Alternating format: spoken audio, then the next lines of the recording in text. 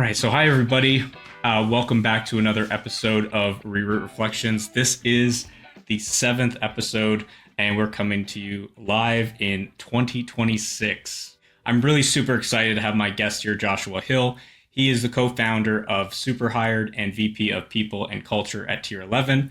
A former Army Infantry Captain, he applies lessons from leading soldiers under pressure to fix what's broken about modern hiring. He's obsessed with building talent density, teams where exceptional people make everyone around them better. Joshua, thank you so much for being on this podcast. I'm really excited to have you.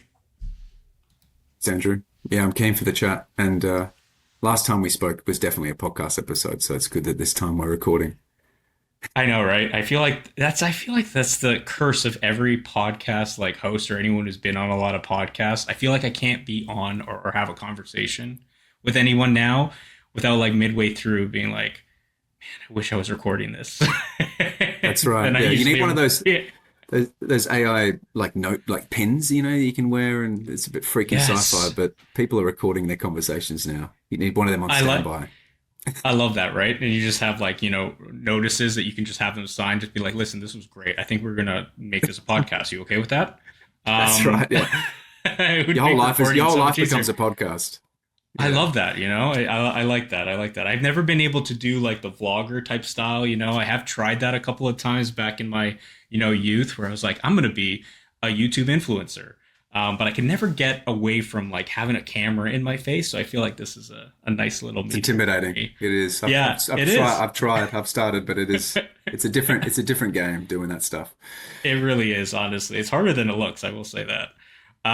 So Josh, you want to maybe give a little bit of an overview around yourself and kind of how you got started? I mean, the transition from military into like corporate seems like it would work actually very, very well, but maybe you could give a little bit of an overview around how you got started and all this. Yes. Yeah, there are definitely things that translate very well. And there was definitely a learning curve also attached. But I do say that it is the best decision to join and the best decision to leave at the time that I did. But I always had this draw towards performance and teams and culture and how to create environments where people could have fun and be super, super engaged as well with each other and what they were doing and what the mission was in front of them. So I crafted that over a few years in that military context. But now at Tier 11, a lot of the same principles apply when it comes to working with leaders and even individual contributors across the organization and looking at how teams come together to get the mission done when it comes to what the goals are of the agency at the time, or even the departments and the leaders and their respective visions of what they're trying to achieve. So I've been doing that for the last 4 to 5 years at Tier 11, which has been a really good experience. I mean, I really started from not knowing much about HR in a traditional sense, which I think gave me a bit of an edge because I didn't have any or as much institutionalization when it comes to this is how HR is done. And it did allow me to kind of step in with a fresh set of eyes, so to speak, and really take some of those principles from the military, but then apply them to the work context. And particularly around hiring, I've found has been something that has really been able to move the needle inside the company. And amongst all the other activities that a HR department necessarily owns, I think hiring is one of the things that if you get right consistently and you bring the right people on into a company, it can make an exponential difference to how those teams operate. And like you mentioned, the talent density of the company, which really is just a measure of, do you have the right people doing the right work in the right seats? And are they working together in a manner that's really interdependent? Like, are they facilitating each other to really contribute value to the vision of the company, as opposed to energy and focus being diluted and people not necessarily being in the right place in the company, whether it's the company as a whole or just they're miscast in a specific role within the company. But hiring itself as a function is really the entry point to that conversation. It's if you bring the wrong person on in the first instance, the downstream effects are huge. Not only fiscally, like financially, but it's a detriment to the culture and the cohesion of people and the energy, and it undermines trust in the leader's ability to lead the company. There's a whole raft of other complications that happen. So recently I've been very focused on zeroing in on hiring as something that is a really profound capability that if you get right makes a huge difference. So that's why I've co-founded SuperHired with a former colleague, and we're taking some of these principles around talent density and hiring, how it should be done right, and bringing that to tier 11 as a sandbox, really as a testing environment, but also now in SuperHired, providing that level of service to other clients. And we're building tools to supplement that as well. So we can talk about kind of the methodology behind SuperHired and how we're thinking differently about hiring and what's fundamentally different in this new age of work. And also, obviously, AI's involvement, because that's a huge hot topic. Yeah, I feel like I can't get away. I'm almost at the point where I'm like, I feel like I'm talking about AI like all the time. And I know how Right. so it's just like, I'm like, man, it's just like with the digital transformation era, I feel like that's all I was talking about was, digital this and digital that. I feel like I'm replaying the same story, but this time with cooler tools. But I love the trajectory that you had and the experience that you had. I mean, I imagine, and as I was kind of going through, your background, and I struck on, some of these items, which was like, this concept of like, you really did see the detriment of, or the difference between what a right person in the role and a wrong person or a poor fit could really do. And they could have catastrophic, impacts as a result of, being in the military and seeing that firsthand where lives are on the line, and then coming to the corporate field, like, well, we're not saving lives in most cases, but it was so salient, that concept of like how bad a poor hire can go. Right. And you're just applying those same concepts to a corporate setting where maybe the impact isn't so great as a loss of life, but fiscally and all of these other points, there's a lot of concepts that you can apply so that you're not making those same mistakes. And I love what you said about the capability of the leader, because I feel like that's something that people miss all the time. Is like, if you're a leader and you're hiring poorly, that doesn't really look good on you. And I don't know if people like kind of make that connection. It's like, because we're always so pressured to feel like we need to get somebody in yesterday in order to help kind of alleviate the pressure on my team and myself, because I'm a leader now, I'm having to fill it in. And we sometimes just act rashly, and we always feel like we're in this high pressure environment where we need to like always be hiring or always be thinking about, hiring. It's like a part of every leader's job is like always having a lens of like, who do I need in the role? And hopefully magically when I need to hire, I can fit the right person in that seat at the right time. And so can you talk to me kind of a little, I mean, it's such a fascinating area, right? Because it's like all these things have to happen all at once in like this perfect unison for like you to get the right person at the right time and in the right seat. Why is like this process, I guess today, so messy? Is it the capacity thing, or is there something else underlining that, makes this always seem to be like a fire drill every time somebody needs to hire somebody new? From a place of capacity, most definitely, I see a lot of issues with the time and attention that's devoted towards hiring effectively. Because, and I think that's a downstream effect of not enough appreciation or an understanding of how to do it properly existing amongst senior leadership or companies. With respect to the process, the amount of discovery, the potential that exists if you slow things down and you treat it as matchmaking, like that mindset, if you adopt it, can have completely different implications for getting it right the first time. And when we look at work and how it's evolved over the years, recruiting and hiring was a very transactional exercise. If you think back, even to the industrial age, where factory workers performed quite mundane, repetitive tasks that didn't require a lot of interdependence amongst workers. The whole concept of working in teams didn't really evolve until after the factory, where people started to come together and really commit more time and energy towards creative knowledge work. So the resume in and of itself, as a document, as a tool, was really created to facilitate the migration of like factory workers from one factory to another, right? You look at the surface level information that's on a resume, skills, experience, it's just a very one-dimensional perspective on what can this person do, agnostic of any context. Back in the day, it would have worked fine because if I'm assembling a widget at one factory, there's a high likelihood that I could probably assemble a similar thing in another factory. So we're still using some of these traditional and very outdated methods when it comes to identifying the potential of a human and their fit in your very nuanced, specific context in a company.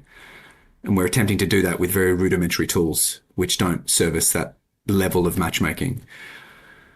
So when we continue to use these methods, it really does a disservice because we're pedaling faster and faster and faster, trying to get through more and more resumes and more interviews. And now we're adding AI to the mix and we're moving at an even faster pace, both the candidates and the companies. Mm-hmm. And it's actually resulting in a lose-lose and a complete loss of signal, especially at scale, because there's no discovery that's done on matching the context of both the person and what they want from work, truly at the core of what they're looking for, and also the company taking the time to truly understand what does it need specific to its context.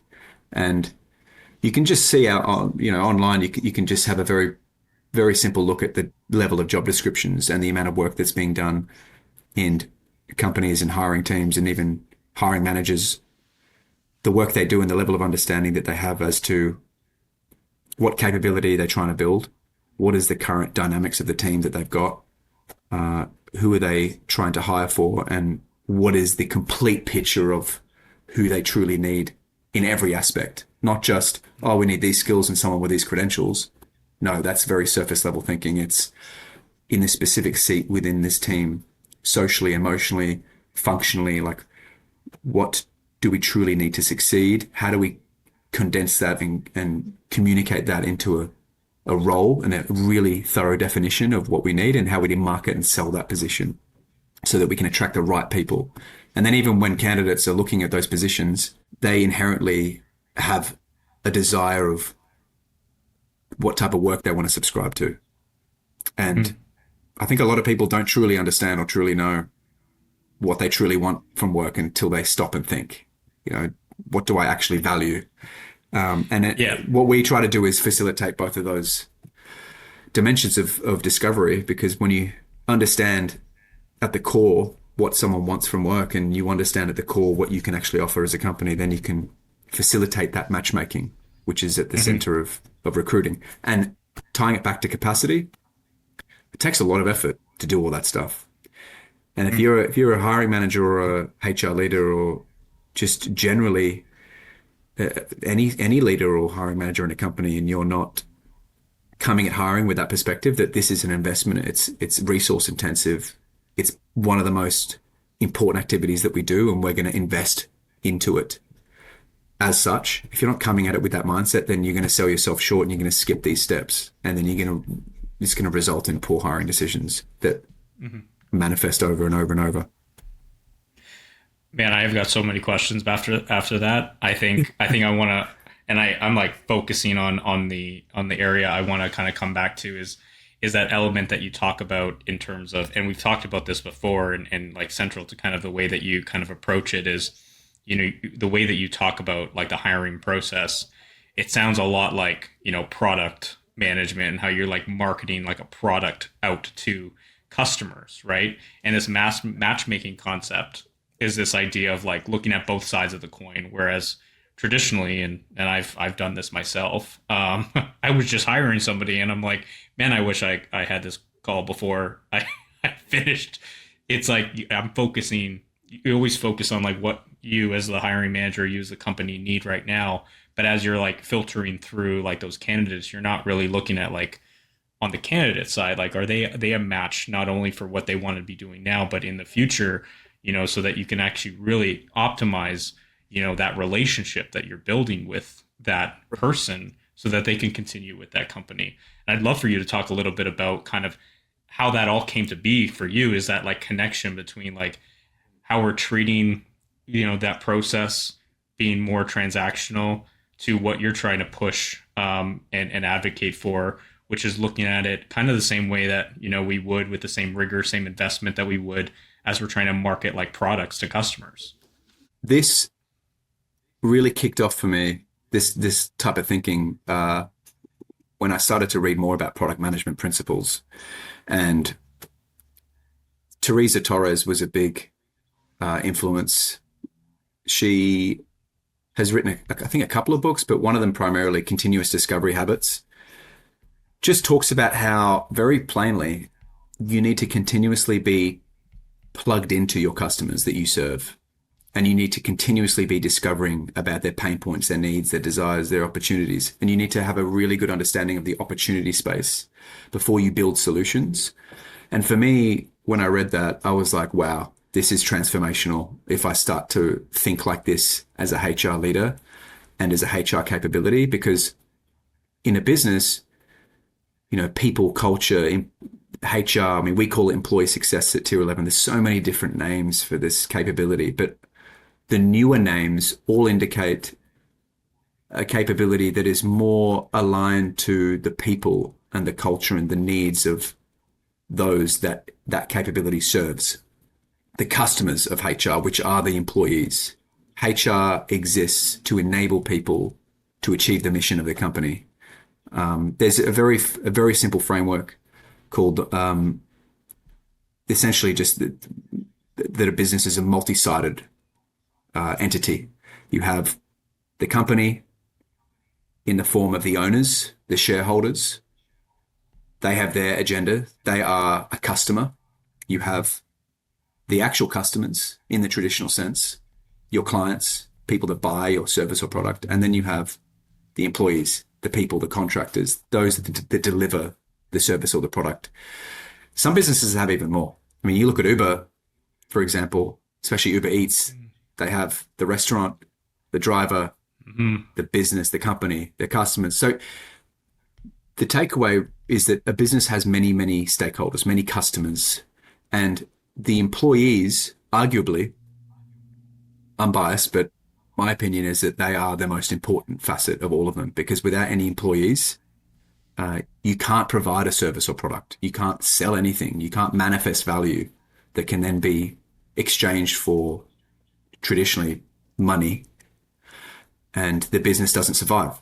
So considering the fact that traditionally most companies, 60, 70, 80% of their biggest expense is people, you would think that there would be more rigor and discipline applied to how do we design the product experience, the work experience, the employee experience, to make sure that the value that we manifest and create for our customers is like efficient, it's high quality, it's repeatable, it's scalable. Like all of these things, they all come from having a focus on the design of work and jobs and roles and leadership and everything that influences a human at work, which is very complex because humans are not tools, obviously, not yet at least, until we all get replaced by robots, which hopefully doesn't happen. But very, very, very, we're very emotional creatures. We're unpredictable. We also shift and change, and we're subject to all sorts of different forces that shift what we want from work continually.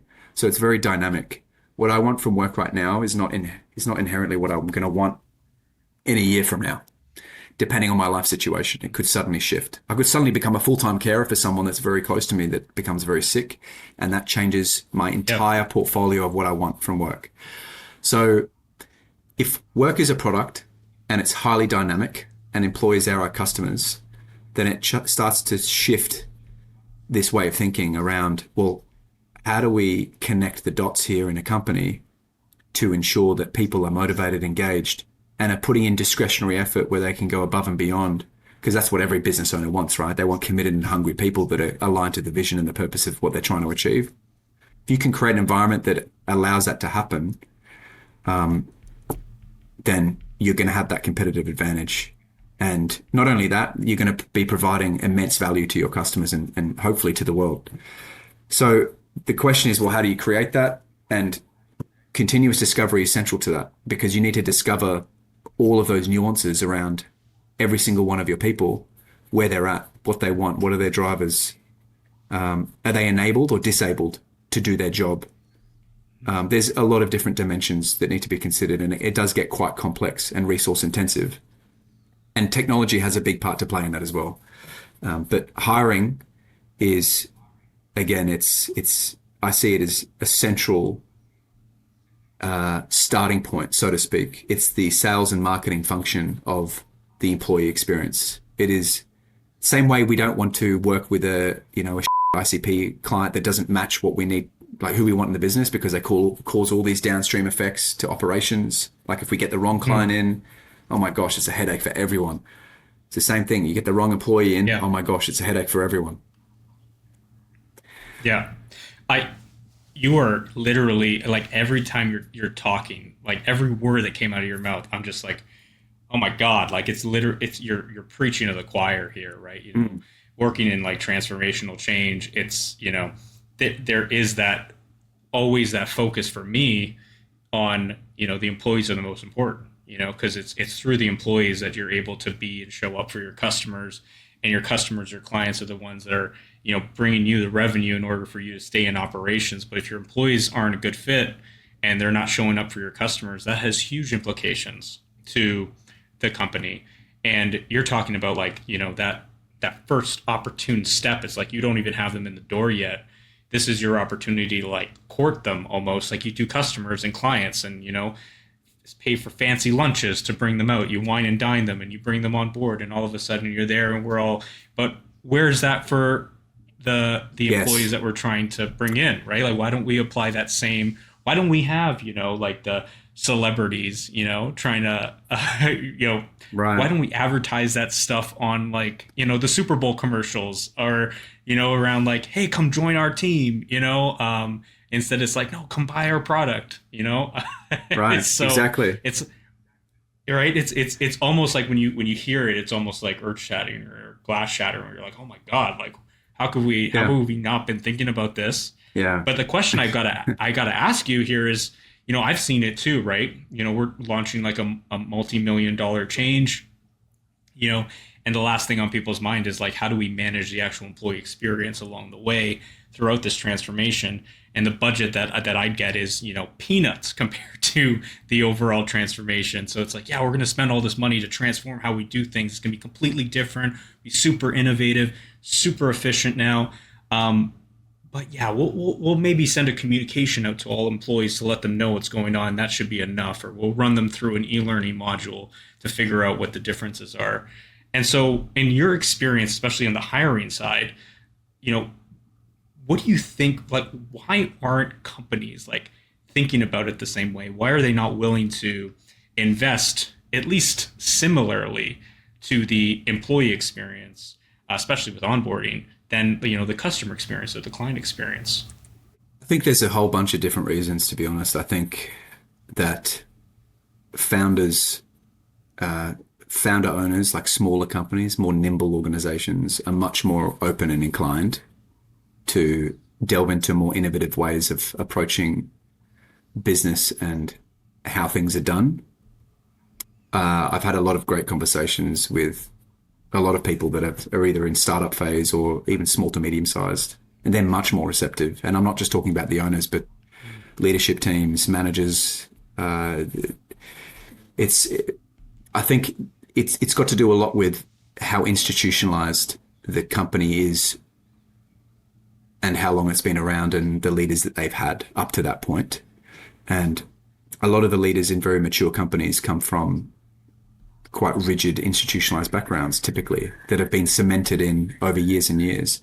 And when you start to preach things like this, it makes people feel uncomfortable, because it fundamentally challenges everything that they've built and everything that they've earned and studied and have generated accolade around. So there is an element there of inherent like sunk cost pushback as to like, what you're saying makes sense, but yeah, not for me, because I've built myself around this other identity, and that's just legacy, and that's something that will eventually die off over time.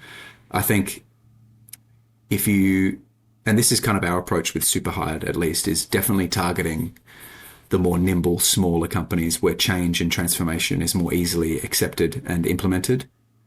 And it's quite aggressive and daunting when you think about fundamentally how much stuff this changes when you think about this from this approach.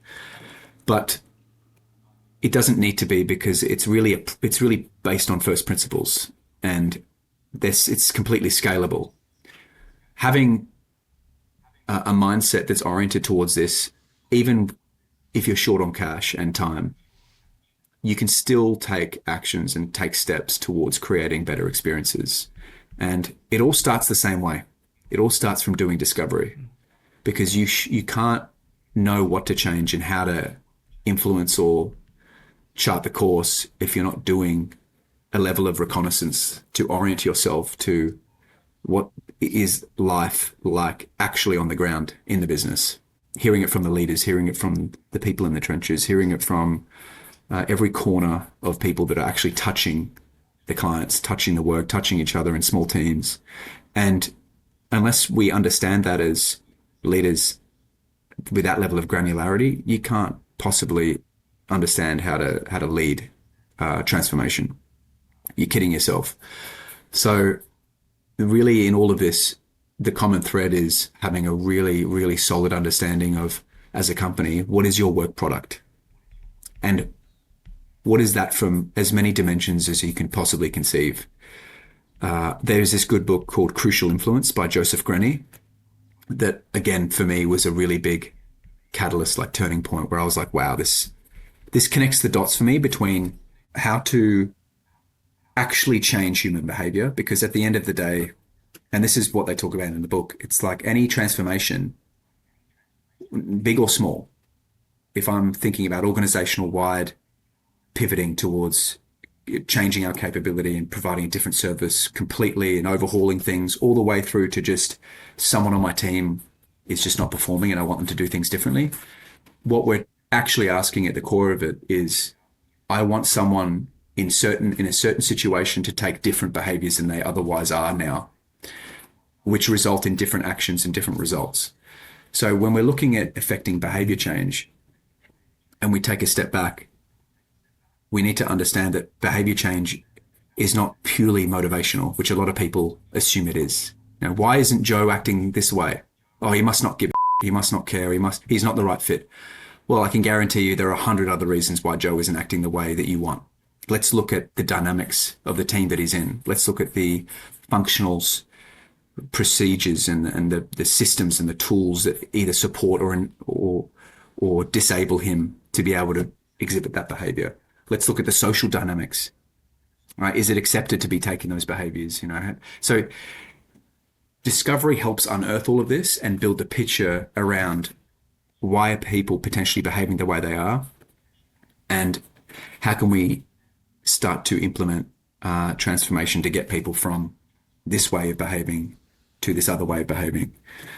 And when in the hiring process, it's really good to think as well through these lenses of the different dynamics and the different situations that, and the context, which is like what I like to refer to it as is the context of how people have behaved in previous companies, and understanding what were those companies like as a contextual sandbox, right?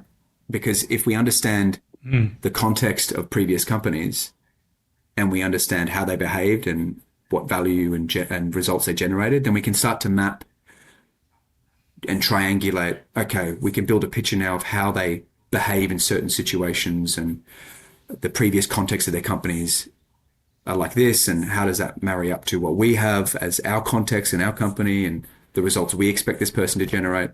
And that's starting to go 2 or 3 levels deeper in the hiring process, as opposed to where it is now, which is just, we don't look at context.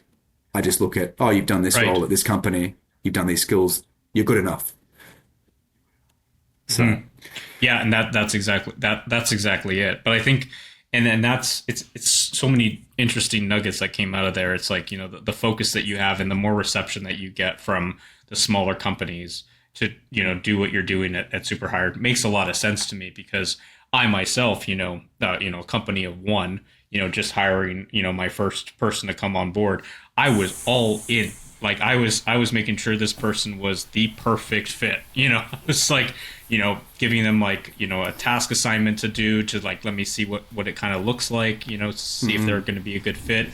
And that was nothing like what I did when I was in a large corporation hiring. When I was in a large corporation, I was just like, like they're good enough.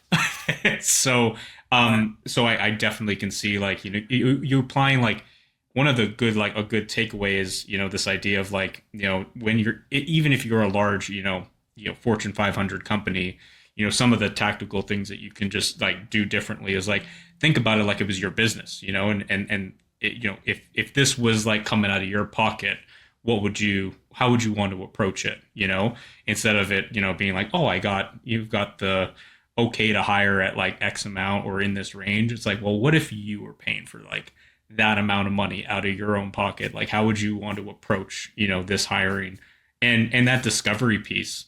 And when you're going through this, I'm like, wow, that is such important context to have.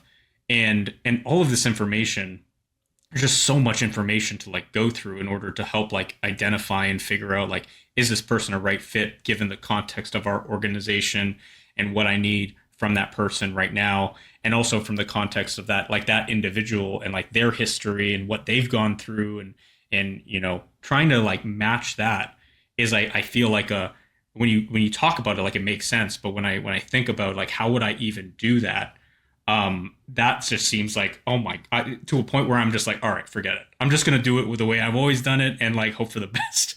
And so right. how do you guys like help bridge that gap so that it's not so daunting, so that you can actually operationalize this new process, this new hiring kind of transformation for companies? So we do a large amount of discovery, obviously, when it comes to the sheer amount of volume of information that we're gathering, whether it's the company, the candidates, and the way that we pass a lot of that information and really pick it apart and identify patterns and help us determine, right fit at the end of the day, or at least give our hiring managers an indication of, should we talk to this person more and uncover more and build that knowledge around this individual candidate, is purely based now around leveraging AI and identifying when we can use it, and as early as possible, trying to pick out those patterns, really, because I think there is a predisposition right now to be, I think, over leveraging a lot of these tools in a manner that's at the forefront, leading the matchmaking and the sourcing, agnostic of the human really in control, so to speak, which I think is a big risk, especially as everything that we've talked about, acknowledging the fact that humans are so important in an organization. They're the ones delivering the value. Yeah. If we're not creating a human-led experience, then it can be very hard to pick at these very deep emotional drivers of work through just having an AI interviewer, which I've seen a lot done as well, which I don't think is the correct approach. And I think and I think you were saying, it's like, this is the perfect time to be solving a problem like this, right? Because there is like a crazy amount of data, and it's not that, we're looking to replace, what humans do in the hiring process. And I've had this conversation with other guests on this podcast. Chinkal was the last one where we were talking about AI and transformations.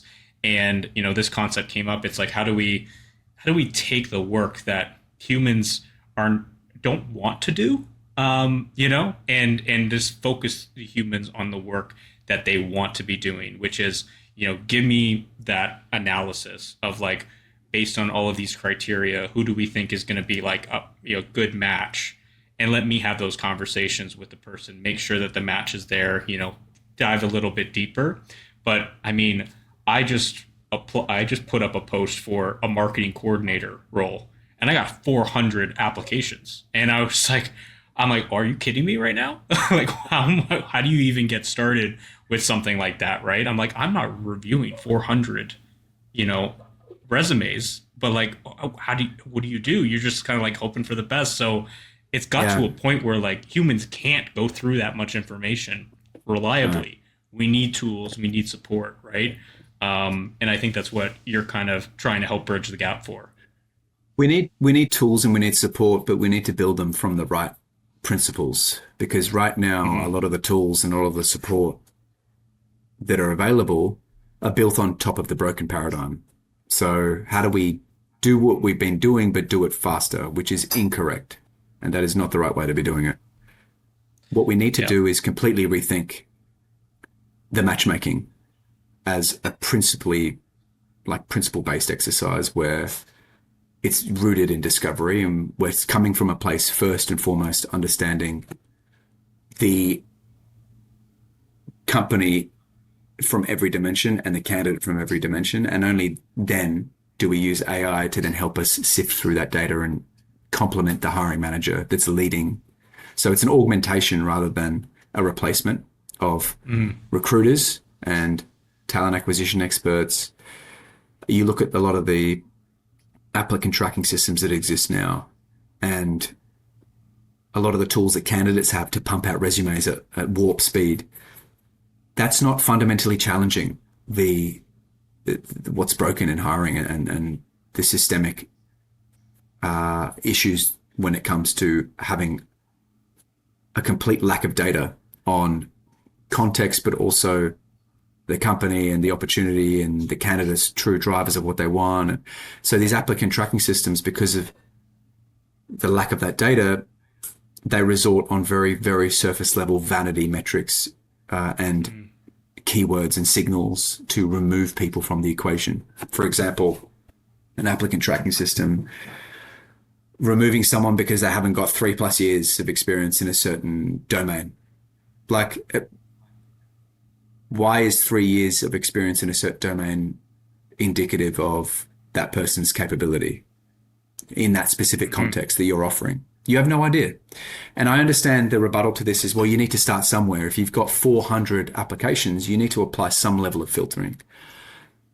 While I don't disagree with that for the sake of needing to achieve the mission and hire someone, you're actually, in the long run and systemically across the entire of the entirety of our society that's doing it this way, you're leaving such good talent off the table and Hmm. you're leaving opportunities that would otherwise have been served by people that truly want that job more than others and truly are a better fit more than others. And this isn't about slowing things down for the sake of slowing things down. I mean, ideally, we want to be able to move quick and move fast because that carries inherent value. But we want to be able to do that in a way that's achieving the mission first and foremost, which is quality of hire over time to fill as the primary metric.